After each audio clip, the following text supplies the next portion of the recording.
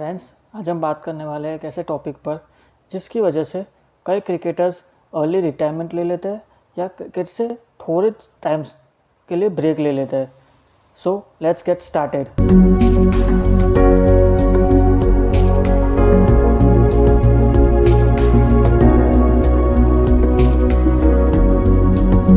आज हम बात करेंगे मेंटल हेल्थ के ऊपर और उसके कंसिक्वेंसेस जो क्रिकेट के ऊपर अभी की दुनिया में, अभी की वर्ल्ड में हो रहे हैं।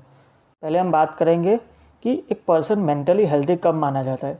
एज़ पर WHO एक पर्सन को मेंटली हेल्दी तब गिना जाता है जब उसके इमोशंस नॉर्मली एक्सप्रेस हो रहे हैं, उसके फंक्शनिंग प्रॉपरली हो रही है डेली लाइफ के अंदर, और वो प्रोडक्टिवली वर्क कर रहा है, जिसके एफर्ट्स उसके रिजल्ट्स में दिख रहे हैं। ऐसे कई क्रिकेटर्स हैं जिन्होंने मेंटल फटीग की वजह से सडन ब्रेक लिया है, यानी कि अपने क्रिकेट करियर को बीच में थोड़े समय के लिए छोड़ दिया है, जैसे कि recently Ishan Kishan, Ben Stokes या ग्लेन मैक्सवेल केस।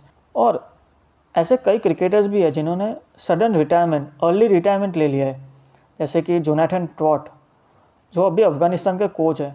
उन्होंने इंग्लैंड के लिए खेलते हुए बीच में सडनली रिटायरमेंट ले लिया था। ऐसे जोनाथन ट्रॉट ने एक इंटरव्यू में ये कंफर्म भी किया था कि मेंटल फटीग की वजह से उनके परफॉर्मेंस पर असर पड़ रहा है और उसकी वजह से उन्होंने अर्ली ब्रेक या सडन ब्रेक की अनाउंसमेंट की थी, ताकि वो अपनी फैमिली के साथ या अपने टाइम बिता सके, क्योंकि कंटिन्यूसली कैमरास के अराउंड रहना एंजाइटी और उनके स्ट्रेस बढ़ा रहा था। इसके लिए उन्होंने सडन ब्रेक की अनाउंसमेंट की थी, और जब वो वापस आए और उनकी परफॉर्मेंस पहले जैसी नहीं रही तो उन्होंने अर्ली रिटायरमेंट अनाउंस कर दी थी। मेंटल हेल्थ एक ऐसी चीज़ है जो आपकी डेली लाइफ में आप कंटिन्यूसली यूज़ करते हो लेकिन आपको पता नहीं है, जैसे कि इमोशंस को एक्सप्रेस करने में, रिलेशनशिप बिल्ड करने में, या फिर आपके स्ट्रेस को कोप अप करने में आप कंटिन्यूसली मेंटल हेल्थ का यूज़ कर रहे हो। और अगर आपकी मेंटल हेल्थ प्रॉपरली वर्क कर रही है तो आपकी रिलेशनशिप्स आपके फैमिली मेम्बर्स से अच्छी होगी, और आपकी एंजाइटी, आपका स्ट्रेस, आपके इमोशंस कंट्रोल में रहेंगे। हम लोग ये सोचते हैं कि इंडियन क्रिकेटर्स की लाइफ कितनी लेविश और कितनी फ्रूटफुल होगी, क्योंकि BCCI उनको बहुत पैसे दे रही है और IPL से भी वो पैसा कमा रहे हैं और एयर रेवेन्यू भी बहुत आ रहा है। लेकिन ऐसा नहीं है, क्योंकि स्पोर्ट की डिमांड्स और उनकी मेंटल वेलबींग को बैलेंस करके चलते हैं, क्योंकि अगर ज़रा सी भी ये इम्बैलेंस हो गई तो उनकी परफॉर्मेंस पर ब्रेकअप पड़ जाएगा। और क्रिकेटर्स की मेंटल हेल्थ कई रीजंस की वजह से अफेक्ट हो सकती है, जैसे कि performance pressure, stress, anxiety, burnout या जेट लैग।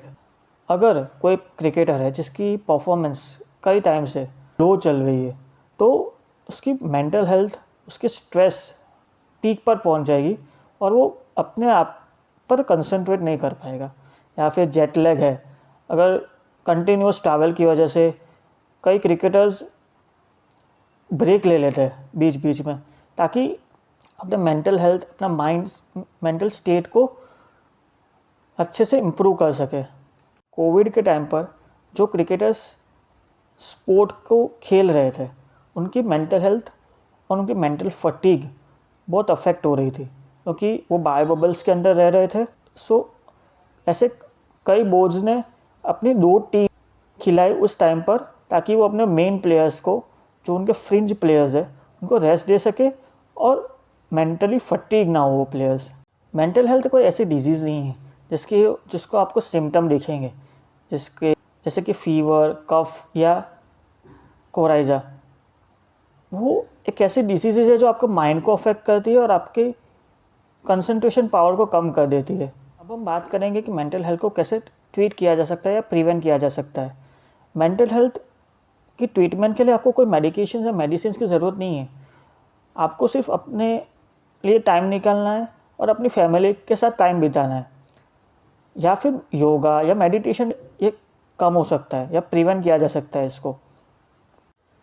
कई क्रिकेटिंग बोर्ड्स एक काउंसलर भी हायर करते हैं, जिससे प्लेयर्स की मेंटल हेल्थ, मेंटल फटीग कम की जा सके।